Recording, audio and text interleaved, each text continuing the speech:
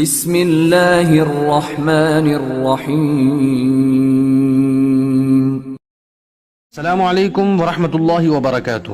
حضرت مولانا رحمۃ اللہ صاحب میر قاسمی محتمم دارالعلوم رحیمیہ اور رکن شورا دارالعلوم دیوبند کا نعمان صاحب کو بھیجا گیا شفقت نامہ آپ سب حضرات سے گزارش ہے کہ آپ بغور سماعت فرمائیں، کیونکہ یہ ہم سب کے لیے ایک سبق آموز خط ہے۔ نعمان صاحب، اس سے پہلے میں نے آپ کے لیے کوئی جواب نہیں لکھا، جو کچھ لکھا اپنے متعلقین کے لیے لکھا کہ کوئی جواب مت لکھو، جب ضرورت ہوگی میں خود لکھوں گا۔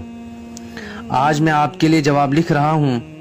پہلی بات یہ کہ آخر نے ان دنوں رابطہ مدارس کی کوئی میٹنگ نہیں بلائی، نہ کسی کو بلانے کو کہا۔ حیدرپورہ میں جو میٹنگ تھی اس میں مجھے جمعیت علماء اہل سنت والجماعت کے بڑے علماء نے بلایا تھا۔ وہاں حضرت مولانا بشیر الدین قاسمی صاحب تھے، جو دارالعلوم دیوبند سے اس سال فارغ ہوئے جب میرا پنجم عربی میں داخلہ ہوا، بلکہ میرا داخلہ فارم خود انہوں نے بھرا اور امتحان گاہ تک رہبری بھی کی۔ اسی طرح وہاں حیدرپورہ میں حضرت مولانا احمد سعید صاحب القاسمی اور مولانا غلام محمد صاحب القاسمی تھے۔ وہ دونوں اگرچہ مجھ سے بعد میں دارالعلوم دیوبند سے فارغ ہوئے، مگر مجھ سے 2-3 سال بڑے ہیں، اور مولانا احمد سعید صاحب لولاب کے مشہور اور عظیم عالم دین حضرت مولانا سکندر شاہ صاحب رحمۃ اللہ علیہ کے فرزند ارجمند بھی ہیں۔ مزید وہاں مفتی عبدالرشید صاحب مفتاحی تھے، جو اس جماعت کے ناظم اعلیٰ یا ناظم عمومی ہیں۔ عمر میں مجھ سے کافی چھوٹے ہیں، مگر جلال آباد شریف میں حضرت اقدس مسیح الامت رحمۃ اللہ علیہ کی مسجد شریف کے امام ہونے کے ناطے اس حقیر نے بارہا جب بھی حضرت مسیح الامت رحمۃ اللہ علیہ کی خدمت میں حاضری دی، ان کے پیچھے نمازیں ادا کی۔ جلال آباد اور حضرت مسیح الامت نور اللہ مرکزہ کی صحبت اور ان کی مسجد شریف کی امامت کی نسبت کی وجہ سے میں ان کو ہمیشہ عزت و اکرام دیتا ہوں۔ یہ ہمارے اکابر دیوبند اعلی اللہ مراتبہم کا معمول ہے کہ وہ نسبتوں کا خیال کرتے ہیں۔ اسی طرح پر وہاں ہمارے مولانا سید محمد اقبال صاحب اندرابی تھے، جن کی سادات ہونے کی نسبت ہی عمر میں چھوٹا ہونے کے باوجود ان کو بڑا بناتی ہے۔ ان کے علاوہ جناب مولانا عدنان صاحب ندوی تھے، جو ندوی فارغ ہونے کے ساتھ ساتھ اکابر تبلیغ و دعوت میں سے ہیں، ہمارے بڑے ہیں، اور آپ کے دوست مفتی محمد سلطان اور رامبن اور بانیحال کے علماء اور ہندواڑہ کے جناب مولانا عبدالعزیز صاحب قریشی تھے، جو وقف دارالعلوم دیوبند میں زیر تعلیم رہنے کے زمانے سے ہی نمایاں رہے اور اس وقت بھی ہندواڑہ کپواڑہ سارے علاقے میں اپنی دینی خدمات کے لیے مشہور ہیں۔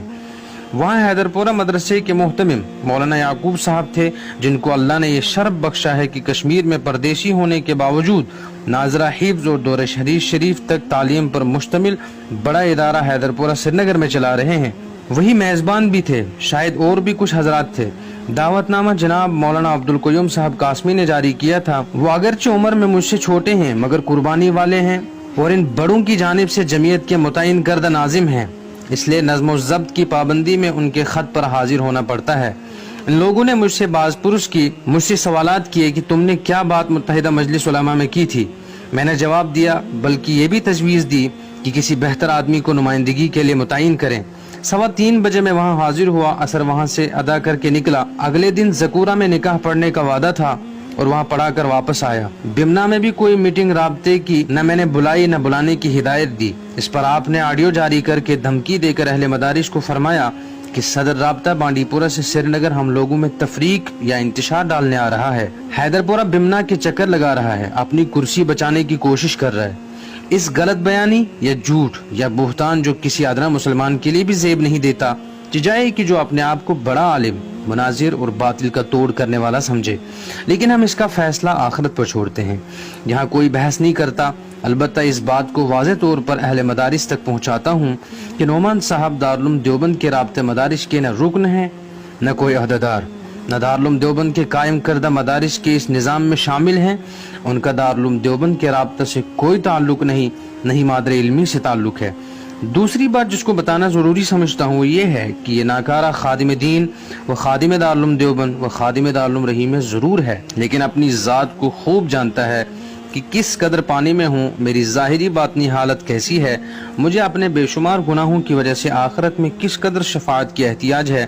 اس کے لیے جو کچھ اللہ پاک کی غیبی توفیق سے ایمان، اسلام کے شاعر اور پیغمبر اسلام رحمۃ للعالمین روحی و نفسی فدا صلی اللہ علیہ وسلم، ان کے اہل بیت اطہار و صحابہ کرام رضوان اللہ علیہ مجمعین اور اولیاء کاملین ائمہ دین مجتہدین رحمہم اللہ تعالی کے دفاع کے لیے کرتا ہوں، اس نیت سے کرنے کی صحیح کرتا ہوں کہ وہاں جب لا ينفع معلوم ولا بنون یا یفر المرء من اخیہ و امہ و ابیہ کا منظر ہوگا، اس وقت میرے پاس اس میں سے کچھ موجود ہو اور میرے لیے شفاعت کا ذریعہ بنے۔ مجھے لوگوں سے کہنے کی کیا ضرورت ہے کہ میں نے کہاں کیا کہا یا کیا کیا، اس لیے میں نہیں چاہتا کہ میری طرفداری میں بحث کرنے والے یہ لکھیں کہ اس نے یہ کیا وہ کیا، اس طرح میرے پاس آخرت کے لیے کیا بچے گا۔ یہ سمجھنا چاہیے کہ مجلس کے بارے میں نبی پاک صلی اللہ علیہ وسلم نے ارشاد فرمایا، المجالس بالامانہ، مجلس کی باتیں امانت ہوتی ہیں، میں ان کا اعلان کیسے کروں؟ میرے بڑوں نے مجھ سے جواب طلبی کی، تب میں نے اپنی بات بتائی کہ میں نے کیا بات کہی۔ تم نے اپنے دوست یا شاگرد تنزیل کے ہاتھ جب مجھے میرے خلاف جاری کی گئی یہ وائرل آڈیو بھیجی تو میں اس کو بھی جواب بتاتا، مگر اس کو میں نے یہ دکھایا کہ نعمان صاحب اس کو باہر پھیلا چکے ہیں، معلومات کرنی ہوتی تو وہ ایسا نہ کرتے، آپ یہ آڈیو لوگوں میں پھیلا چکے ہیں، اس لیے میں نے جواب کی ضرورت محسوس نہیں کی۔ میرے کہنے کا مطلب یہ ہے کہ دفاع اسلام ہو یا عظمت رسالت صحابہ، اس کا نفع مجھے آخرت میں درکار ہے، اس دنیا میں واہ واہ یا کسی کی شکر گزاری کے لیے نہیں، اس کی مجھے قطعاً حاجت نہیں۔ آخر پر آپ یہ بھی سمجھیں، مجھے کسی نے متحدہ مجلس علماء میں دیوبندیوں کا نمائندہ بنا کر نہیں بھیجا ہے۔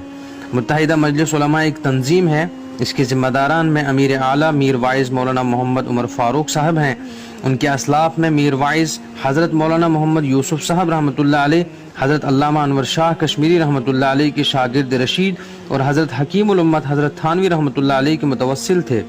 وہ پہلے شخص ہیں جنہوں نے انگریز کے اس دور میں دارالعلوم دیوبند سے واپس آ کر یہاں سن 1924 میں جمعیت علماء کشمیر قائم کی۔ موجودہ مفتی اعظم مفتی ناصر الاسلام کے دادا مولانا مفتی قوام الدین رحمۃ اللہ علیہ اس جمعیت کے جنرل سیکریٹری تھے۔ حضرت علامہ انور شاہ صاحب کشمیری رحمۃ اللہ علیہ کے نام پر رسالہ انور جاری کیا۔ ان کی ہجرت کے بعد میر وائز مولانا محمد فاروق شہید رحمۃ اللہ علیہ نے ان کی جگہ سنبھالی۔ حکیم الاسلام مولانا قاری محمد طیب صاحب محتمم دارالعلوم دیوبند اور مفکر اسلام مولانا سید ابو الحسن علی میاں ندوی رحمۃ اللہ علیہ کا یہ خاندان ہمیشہ میزبان رہا۔ شیخ الحدیث حضرت مولانا انظر شاہ صاحب کشمیری رحمۃ اللہ علیہ موجودہ میر وائز مولوی محمد عمر فاروق پر خصوصی شفقت فرماتے رہے اور اخیر عمر تک تربیت بھی کرتے رہے۔ اس مجلس کے رکن مولانا سید محمد قاسم شاہ بخاری رحمۃ اللہ علیہ کے علم جانشین مولانا شوکت حسین صاحب کینگ ہیں۔ ایک رکن مشہور عالم و مفتی مولانا محمد یعقوب بابا المدنی جمعیت اہل حدیث اور علماء اہل سنہ بشمول علماء بریلویہ کے سرپرست اور سربراہ مشہور و معروف عالم دین مولانا غلام رسول حامی صاحب کے علاوہ اور بھی بہت سے حضرات ہیں۔ یہ سب حضرات ہیں اور اس دن کی میٹنگ میں یہ سب موجود تھے۔ اپنی ثوابدید کے مطابق متحدہ مجلس علماء کے ذمہ داران مجھے بلاتے ہیں، کبھی مولانا بشیر الدین صاحب سوپور کو، کبھی مولانا احمد سعید صاحب القاسمی کو، کبھی مفتی عبدالرشید صاحب بلالیہ کو، کبھی مفتی اعجاز الحسن بانڈے صاحب کو، کبھی سبوں کو۔ ان حضرات میں سے جو جب مناسب سمجھتا ہے جاتا ہے، شرکت کرتا ہے۔ جیسے معلوم ہوا کہ اس سال جیسے شروع محرم میں جو میٹنگ ہوئی ہے جس میں محرم کے دوران کسی انتشار سے بچنے کی بات طے ہوئی ہے، اس میں ہم میں سے مفتی اعجاز صاحب کو بلایا تھا، بقیہ کو نہیں۔ اسی طرح دارالعلوم دیوبند کے رابطہ مدارس کی جموں و کشمیر کی شاخ کا صدر آخر کو مادر علمی دارالعلوم دیوبند کے موقر مجلس شورا نے متعین کیا ہے اس وقت، جبکہ ناکارہ ابھی وہاں شورا میں نہیں تھا، اور تعجب کی بات یہ کہ کئی ماہ تک مجھے پتہ بھی نہیں چلا کیونکہ میں سفر وغیرہ میں مشغول تھا۔ یہ حقیقت سب پڑھنے والے جانتے ہیں۔ جب بعض لوگوں نے ایک بار ان الحکم الا للہ کا نعرہ لگایا تھا تو صحابی رسول صلی اللہ علیہ وسلم نے اپنی عالی شان کے ساتھ اس جنگ کے ماحول میں تاریخی جواب دیا تھا، کلمۃ حق ارید بها الباطل۔ جب تم نے دفاع صحابی کا نام لے کر بیانات جاری کیے، میں یہی ایک جملہ صحابی رسول صلی اللہ علیہ وسلم کا کہہ کر اپنا جواب پورا کر سکتا تھا، لیکن صورتحال مجھے معلوم تھی کہ تمہارا ارادہ صحابہ کرام رضوان اللہ علیہ مجمعین کی دفاع نہیں تھا، بلکہ اس مبارک نام کو لے کر تم غیر محسوس طور پر ایک خطرناک مقصد کے لیے استعمال ہو رہے ہو، جس میں صرف اور صرف تم اپنے اندر چھپی ہوئی حسد اور غصہ کی آگ بجھانا چاہتے ہو۔ اس لیے میں نے 3 دن مکمل تمہاری اور تمہارے ساتھیوں کی باتیں اور تحریریں بہت اطمینان و سکون کے ساتھ دیکھی، جن میں سے بعض لکھنے والے مخلص ہوں گے اور صحابہ کے عاشق، لیکن ان کے علاوہ بہت سے مختلف لائنوں کے ہوں گے جو بظاہر ہمدرد بن کر آگ اور انتشار بھڑکانے والے ہوں گے۔ وہ نہ دیوبندی ہوں گے، نہ ہی بعض حنفی ہوں گے، نہ ہی بعض کسی بھی دینی فرقہ سے وابستہ ہوں گے، بلکہ ملحد اور جاسوس ہوں گے۔ ان سب کو اللہ ہی جانتا اور پہچانتا ہے۔ اس حقیر نے 2 سال قبل تم کو حالت اعتکاف میں بھی تقریباً 1 گھنٹہ فون پر نہایت ہمدردی سے سمجھایا تھا کہ کسی ادارے میں یکسوئی کے ساتھ چند سال گزار کر اپنی تعلیم مکمل کر لو اور کسی بزرگ کی خدمت میں اپنے آپ کو پامال کرو، شاید اللہ تم سے کوئی کام لے۔ میرا خدشہ ہے اگر تم نے کسی کے سامنے زان و ادب طے کر کے دینی تعلیم حاصل کر کے اپنے آپ کو کسی شیخ کامل کے سپرد نہ کیا تو دیوبندیت یا حنفیت تو دور کی بات ہے، خدا نہ کرے کسی فرقہ نعمانیہ کے تم بانی نہ بن جاؤ اور خدا نہ خواستہ خوارج کی طرح کسی مصیبت اخرویہ کے شکار نہ ہو جاؤ۔ میرے عزیز، اللہ کی قسم کھا کر کہتا ہوں، دنیا کے لوگوں کی واہ واہ کہیں تم کو آخرت کے خسارے کی طرف نہ لے جائے۔ یہ دنیا عارضی اور فانی ہے، موت پر ایمان نصیب ہونے تک خطرہ ہی خطرہ ہے۔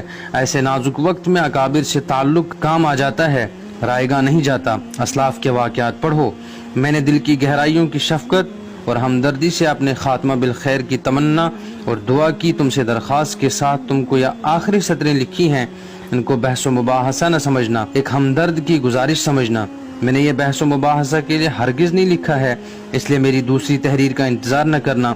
اس تحریر میں کوئی جملے تیز یا تلخ ہوئے ہوں معاف کرنا، یہ جملے تمہاری اصلاح کے لیے ہیں، خدا کرے باتیں تمہاری سمجھ میں آ جائیں۔